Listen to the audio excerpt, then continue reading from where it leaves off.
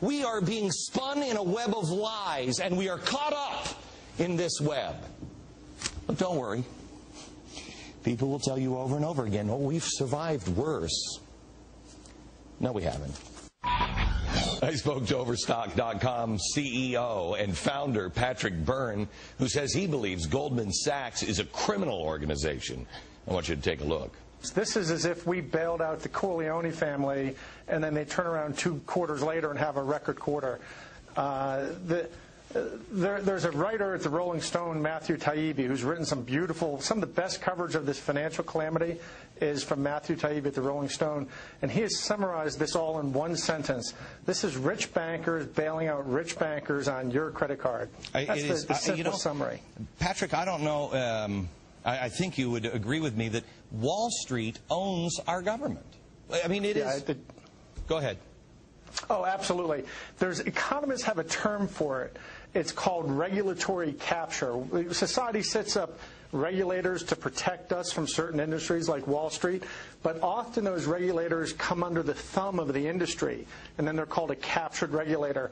Well, Wall Street has captured the institutions that are supposed to have protected our country from Wall Street. They've just become wholly owned subsidiaries. In fact, I'm sorry, go ahead. Do you think this is the same thing? Because I said, I think it was on last night's program, that I think this is just, we have merged our government and these gigantic corporations have merged. And the framework now is, if you're not in one of these gigantic corporations, forget about it, Jack. It's called an oligarchy. There's actually an economist at MIT named Simon Johnson, who was the chief economist of the IMF. He's been giving, and he's been giving some wonderful lectures on this, where he says this is just like the IMF. What we're facing in this country is like when the IMF went into Argentina, Indonesia, Russia. What you have is an oligarchy, a group of powerful folks who basically hijacked the government, and they get out of control. They make a lot of money for a while. They get over leveraged, then it collapses.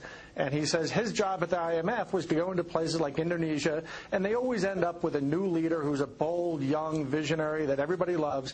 But the IMF's job is to go in and look them squarely in the face and say, is this guy... is he happy talk, or is he willing to really stand up and do the things that you have to do to break the back of the oligarchy?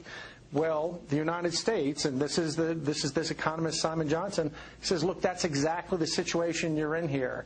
And that's exactly the situation we're in. It transcends party politics.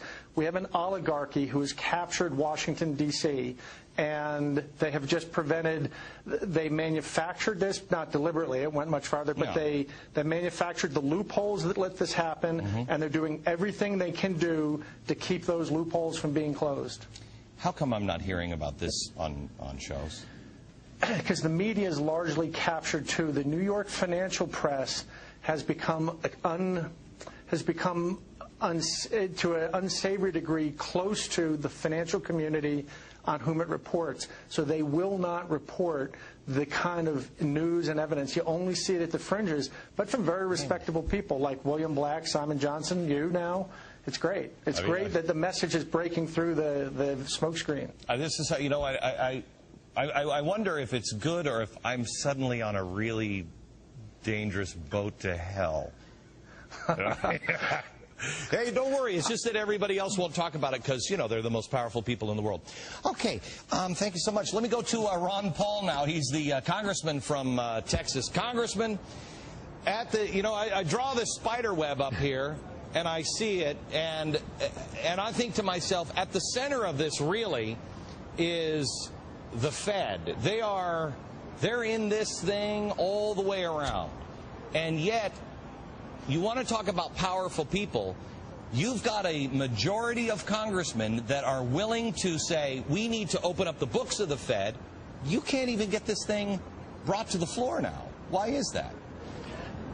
Well, so far we haven't been able to. We have 273, which includes almost 90 Democrats, so the large majority of the congressmen want it.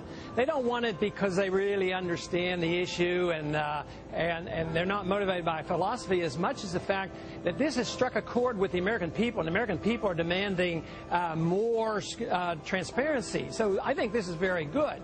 Now, I think we had the first demonstration last week when Jim DeMint tried to bring it up in the Senate. Even though he was doing exactly what they had done 4 times on that same bill, they ruled him out of order and said, well, you're not following the rules. That means the information is coming up from above and on down. That means from the administration and leadership, both Republicans and Democrats. So who's blocking it? Can you name names? Who's blocking it? Well, I don't know the individual, but I would know one thing. If Obama wanted change and change of this system, at least exposure, he could do something. But, you know, he got nearly $1 million from Goldman Sachs.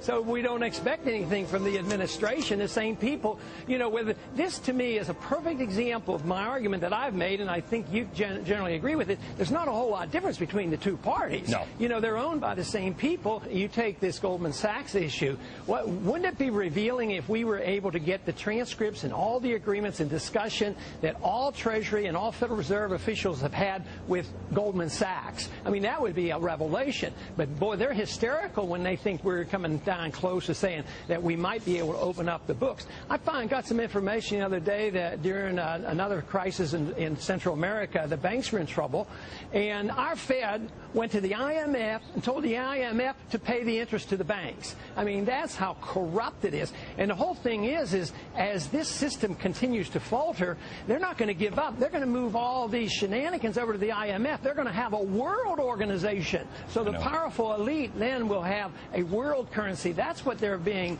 planning for right now. So we as a people really have to wake up. My effort is exposing the Fed, opening up the books. The American people want it, and we have both Republicans and Democrats demanding it. But you made the right point. How are we going to get the leadership to do what the American people are demanding? How much time do we have, Ron? How much time do we have to wake up? That is hard to say. Timing is really tough in Austrian economics. We know what the inevitable outcome will be. But I would guess it's just a few more years. I would think the handwriting will be clearly on the wall before Obama finishes his first term, which means the next shoe is the crisis in the dollar, the value of the dollar, not just the financial system. We will see high inflation rates soon. Congressman Ron Paul, thank you very much, sir.